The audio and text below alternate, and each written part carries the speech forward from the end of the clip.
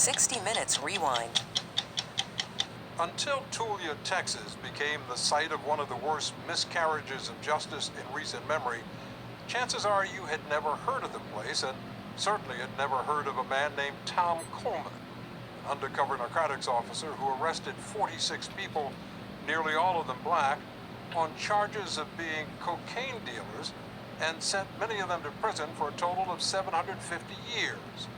That was until the governor of Texas stepped in and pardoned them after a judge accused Tom Coleman of being a liar who falsified evidence, a thief, and a racist. So, who is Tom Coleman? He's a former rodeo cowboy with a spotty record in law enforcement and no experience as an undercover narcotics agent. Nevertheless, he was hired by the local sheriff in 1998 to root out drug dealers in Tulia, a desolate farm town of some 5,000 people which has fallen on hard economic times. The money to hire Coleman came from the U.S. Department of Justice as part of a $500 million effort to fight the war on drugs in rural America.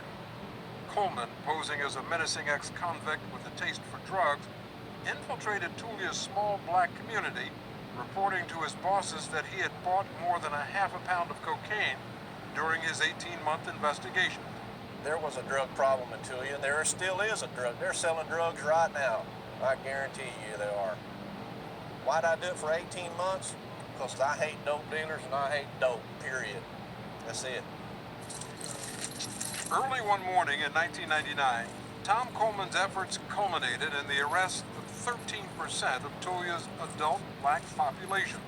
They were rousted out of bed, paraded in front of local television cameras in handcuffs, many of them half-dressed, and charged with selling cocaine to Tom Coleman at various times over the course of his investigation. The town newspaper declared 2 streets cleared of garbage. The defendants know when it boils down to it, when it boils down to it, they handed me the dope and I handed them the money.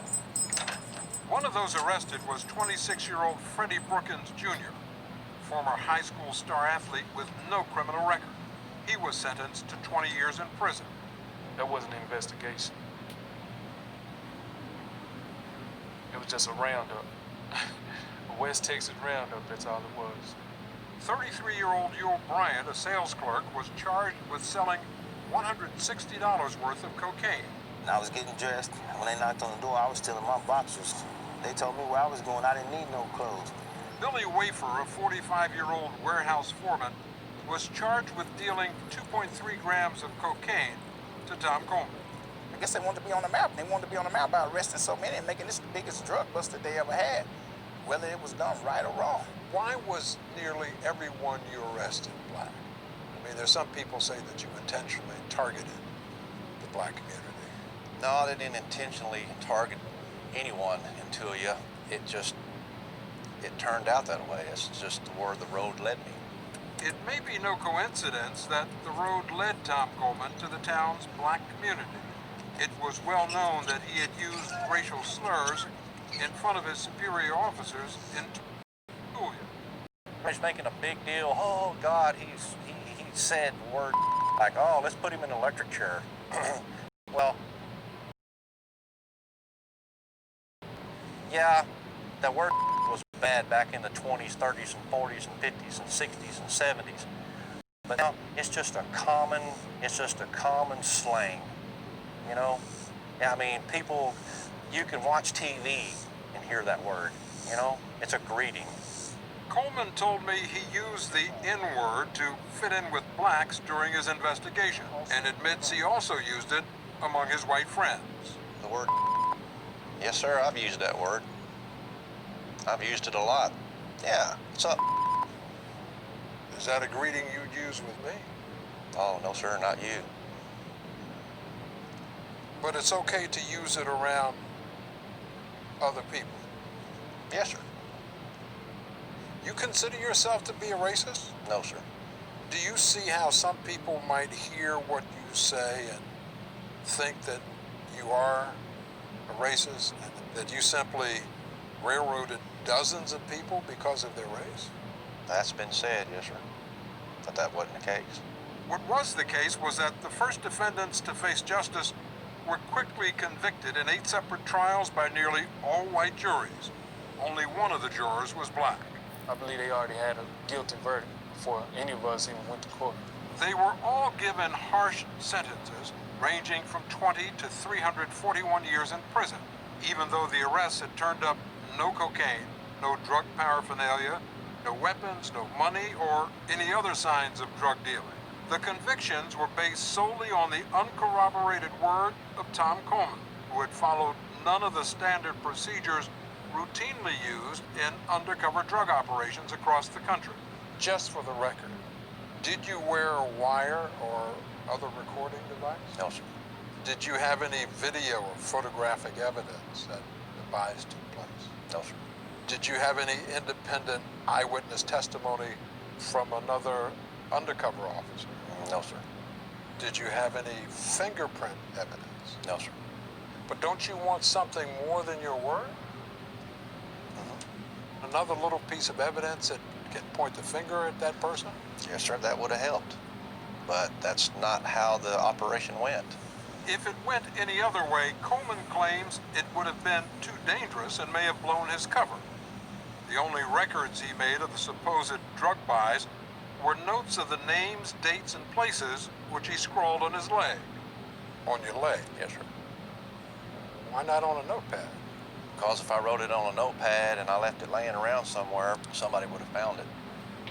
And then they would have So asked you just confronted pull up me. your pant legs and write it down there? Yes, sir. Wasn't it hard to keep track of information that you write on your legs? No, sir. One of the harshest sentences of all, 90 years, went to Joe Moore, a 60-year-old hog farmer who has lived much of his life in this one-room shack. Authorities described him as the drug kingpin of Tulia. I didn't even know nothing about a kingpin. I don't even know how a kingpin live. Nothing. I don't know nothing about that. But I know they live 30 times better than this. No, 100 times better than this.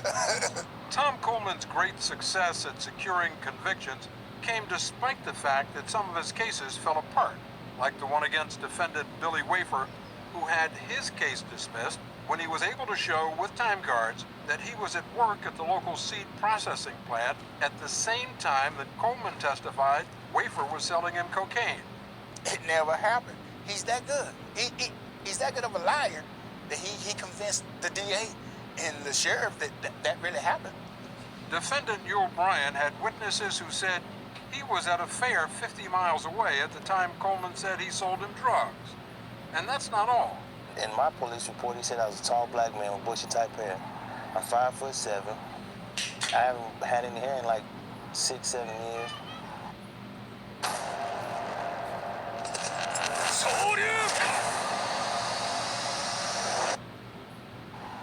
Wasn't me. Case dismissed. And then there's the case of Tanya White. Coleman says she sold him $190 worth of cocaine in Tulia on October 9th, 1998 at 10:15 a.m. That's not possible because I was at the bank in Oklahoma City at 9:45, withdrawing $8, and they got my signature on my withdrawal slip. How do you explain that? Well, all I know is she was in Tulia selling me dope on that day. But how could she be at the bank cashing a check at the same time? If I wanted to, I could deposit a check in your bank account without you being there. No, but this has her signature on it, and it was an assisted transaction. So that means that she had to deal with the teller who was there. So this record is not good enough for you? No, it's not good enough for me. It was good enough to get the case against Tanya White dismissed. But her 3 siblings, Donnie, Crimmy, and Kizzy, a young mother of 2, were not so fortunate. They had already been sentenced to a total of 99 years in prison. Elaine Jones, head of the NAACP Legal Defense Fund, spearheaded the effort to free the Tulia defendants. She says what happened there defies logic.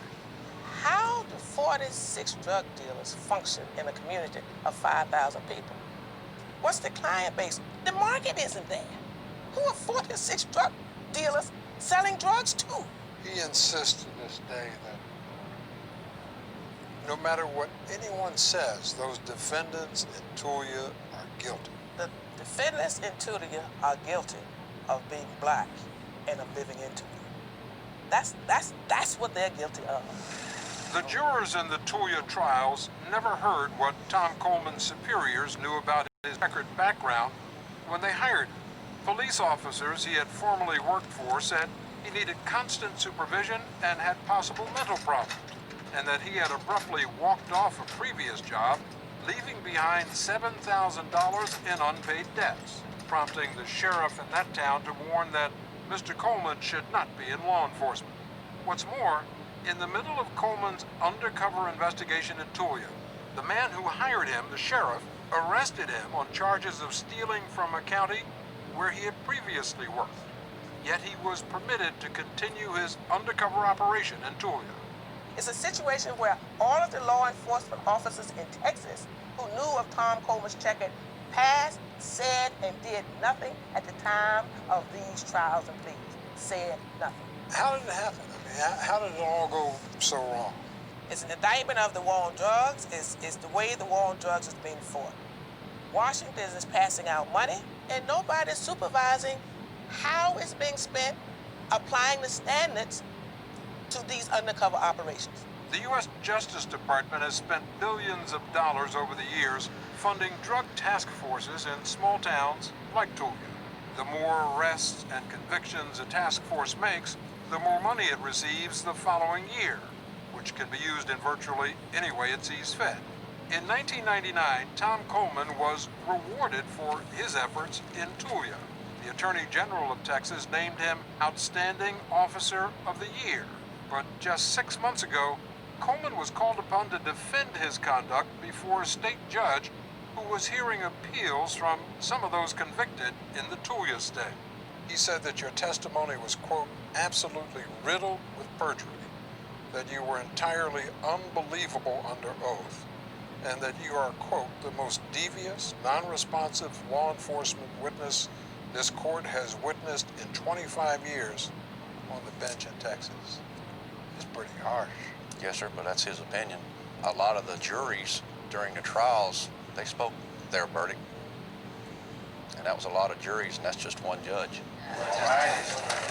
But that one judge on one day this past summer set the Tulia defendants free. Among them were Joe Moore, Kizzy White, and Freddie Brookins Jr. I know we can't have those 3.5 years back, but we're gonna start where it left off. As for Tom Coleman, he was recently indicted for perjury. He's also under investigation by the FBI for possible civil rights violations. How is this